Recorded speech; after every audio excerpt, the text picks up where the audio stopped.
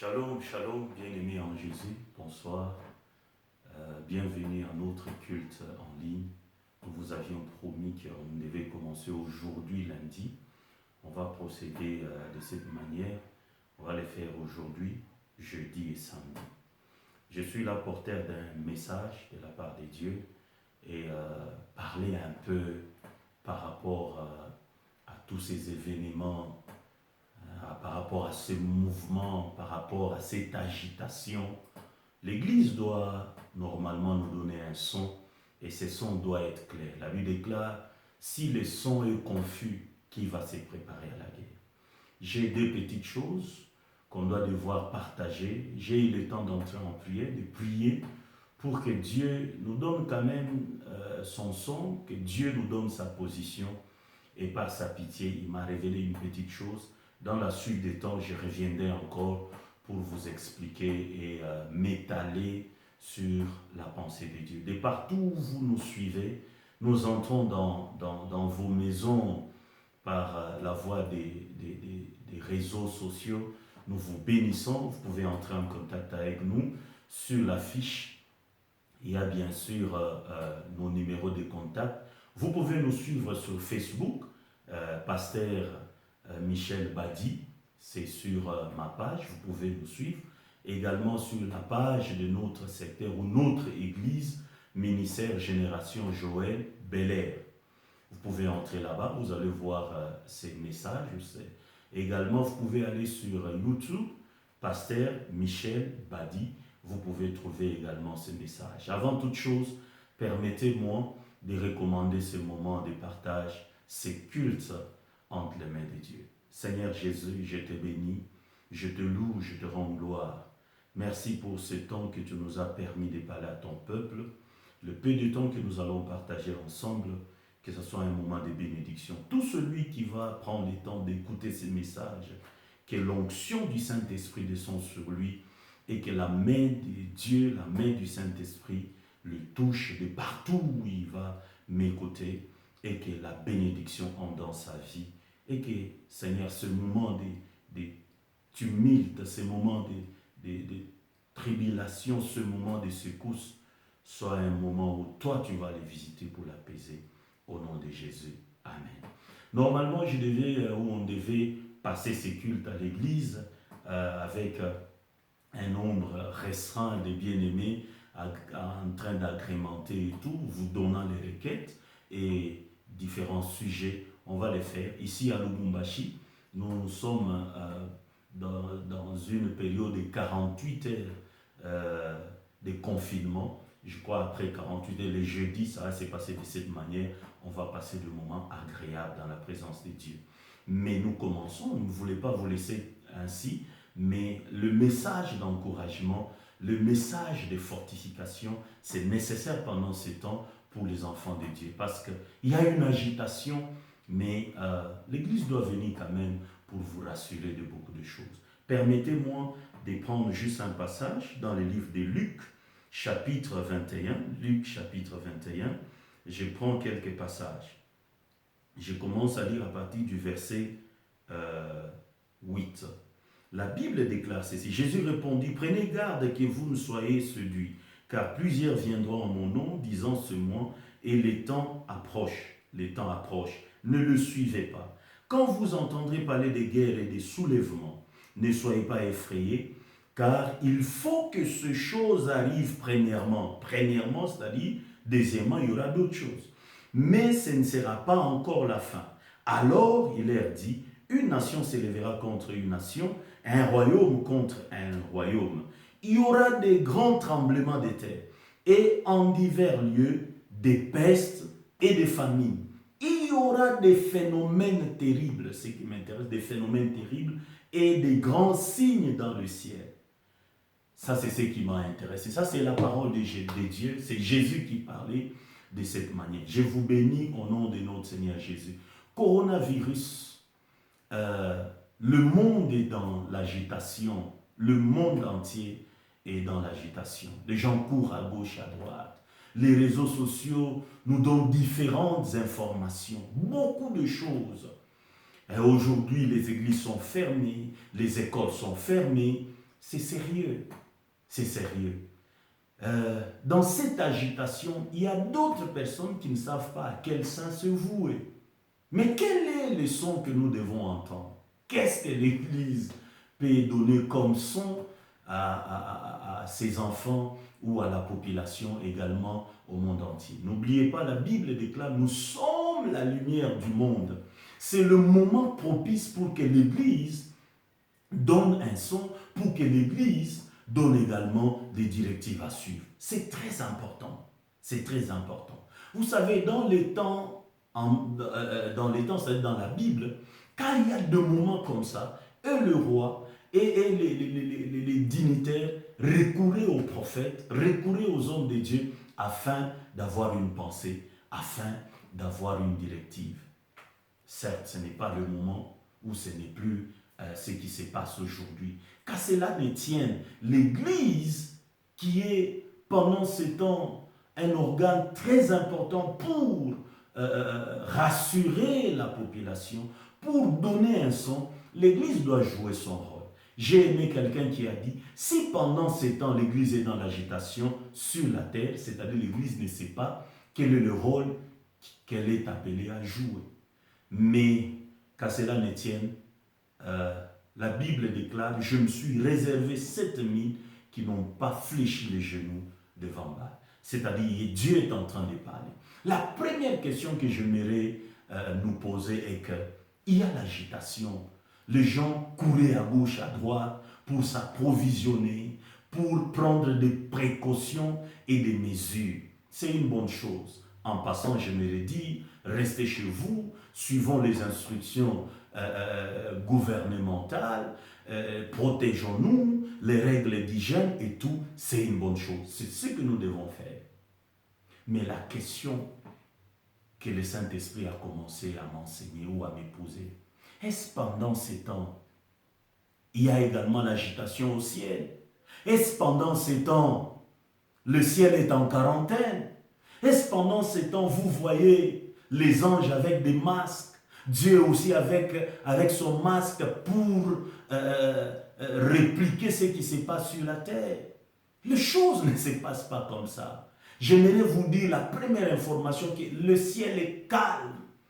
Au ciel, les choses sont très calmes. Dieu n'est pas agité par rapport à ce qui se passe sur la terre. Dieu est calme. Vous savez, pendant ces moments, ce qui étonne est que Dieu désire à ce que le peuple revienne auprès de lui afin de comprendre qu'est-ce que Dieu pense par rapport à ça. Pourquoi le ciel est calme? Quand le ciel est calme, c'est-à-dire la terre doit aussi subir le mouvement du ciel. Nous les enfants de Dieu, nous devons être calmes pendant ces temps, apaisés, rassurés, parce que le ciel n'est pas agité. Pourquoi je dis cela? Par rapport à la parole qui nous dit que ta volonté soit faite sur la terre comme elle est faite au ciel. Au ciel, il n'y a pas de coronavirus. Au ciel, il n'y a aucune pandémie, aucune épidémie. Le ciel est calme. Mais la première des choses, la terre plutôt doit subir le mouvement du ciel. C'est le ciel qui doit influencer la terre. Si le ciel est calme, nous devons être aussi calmes. Bien-aimés, il y a eu plus que ce que nous voyons aujourd'hui. Dans l'histoire de la parole de Dieu, nous voyons qu'il y a eu plus que cela. Et également la question que nous devons nous poser en tant qu'Église, est-ce le mouvement de Dieu? Et c'est ce que nous apprenons avec les scientifiques, c'est une chose montée de toutes pièces. Que ce soit l'une ou l'autre chose. Mais ce que nous devons comprendre est que la Bible est en train de dire, si quelque chose arrive, c'est Dieu qui permet que cela arrive. Dieu peut permettre le mouvement de la terre afin de réaliser sa mission, afin d'atteindre ses objectifs. Bien-aimés, Dieu ne peut pas frapper de cette manière. Vous qui m'écoutez partout, Dieu ne peut pas frapper de cette manière. Quand Dieu frappe, ce sont des frappes à une grande envergure. Dieu ne peut pas faire des choses où on voit le mouvement dans tel pays. Le nombre a commencé 7, aujourd'hui on est... Non, Dieu ne le fait pas de cette manière. Et quand Dieu frappe, il peut frapper mieux. Dieu a plus d'instruments, plus plus de moyens pour détruire la terre, il peut le faire dans quelques poussières de secondes. L'histoire nous renseigne assez. Les déluges avec Noé, c'était plus que ce que nous voyons. Et Dieu a détruit toute l'humanité. Et il a préservé 8 personnes simplement. Noé, sa femme, ses enfants et les femmes de ses enfants. Regardez la manière dont Dieu frappe. L'histoire de Sodome et Gomorrhe nous renseigne assez. Dieu n'a pas épargné, il a frappé. Je reviendrai pour vous dire la pensée de Dieu. Il a frappé, il a épargné 4 personnes. C'est-à-dire Lot, sa femme et ses 2 filles. Malheur à la femme de Lot qui était encore attachée à Sodome et Gomorrhe pour devenir ne serait-ce qu'une masse du sel. Dieu a frappé de plusieurs manières dans l'histoire. Allons en Égypte. Regardez la manière dont Dieu a frappé l'Égypte avec des fléaux. C'était plus que ça. On a enregistré beaucoup de morts. On a enregistré beaucoup de morts. Mais l'Église doit comprendre une chose. Soyez calme. Tournons-nous vers celui qui maîtrise toutes choses. L'Église, pendant ce temps, ne doit pas être agitée. C'est là où le monde commence à nous regarder. Quel est le son que l'Église donne aujourd'hui? J'ai appris quand on ferme les églises. Le commun des mortels se frotte les mains. C'est encore une autre fois l'occasion pour parler en mal des églises, pour vilipender les pasteurs, pour les critiquer. On va fermer les églises, on va voir maintenant, vous avez exagéré. Regardez l'image dont l'église commence à montrer aujourd'hui. Ce n'était pas ainsi. Au commencement, il n'en était pas ainsi. Lorsque un prophète comme Samuel entrait dans une nation comme Israël, les gens dans une ville, les gens tremblaient. Les gens ne pouvaient même pas prendre le temps de jouer avec un homme de Dieu comme ça. L'Église est aussi responsable en beaucoup de choses. L'Église aussi a joué un rôle pas bien dans tout ce qui se passe aujourd'hui. Regardez tous les sketchs, les théâtres, les comédies, ils tournent toujours autour des pasteurs, les pasteurs qui ont fait des bêtises, et ceci, cela. Mais ça ne tourne pas autour des autres personnes, des politiciens. Tout tourne toujours autour. Oh, bien-aimé. Aujourd'hui, tout le monde dans le confinement. Où sont les pasteurs qui prêchent d'une certaine manière? La puissance et ceci. Mais sortez pour aller guérir les gens. Où sont les slogans que les pasteurs parlent, disent? Je ne parle pas de tout le monde. Je me suis dit, ou j'ai dit au début, il s'est réservé 7000. Quand il y a des faux, bien aimés, mettez en tête que les vrais sont aussi là. Il y a de cela 3 mois, depuis le mois de janvier. Dieu m'a dit clairement, je l'ai annoncé à mon église clairement. Dieu m'a dit, les 3 premiers mois, il y aura beaucoup de secousses. Dieu ne m'a pas précisé, mais il a dit, les moments ne seront pas faciles. Et pour l'église et pour la population, il y aura des secousses. Aujourd'hui, cela est arrivé. Dans cette nation, notre pays, il y a des gens qui ont reçu des sons clairs. Et nous sommes là également pour vous en parler. Nous ne voulons pas aménager les choses. Nous ne voulons pas arranger les choses. On doit les dire clairement. Quand Dieu veut frapper, il frappe. Mais Dieu peut utiliser, peut permettre certains mouvements afin de véhiculer un message.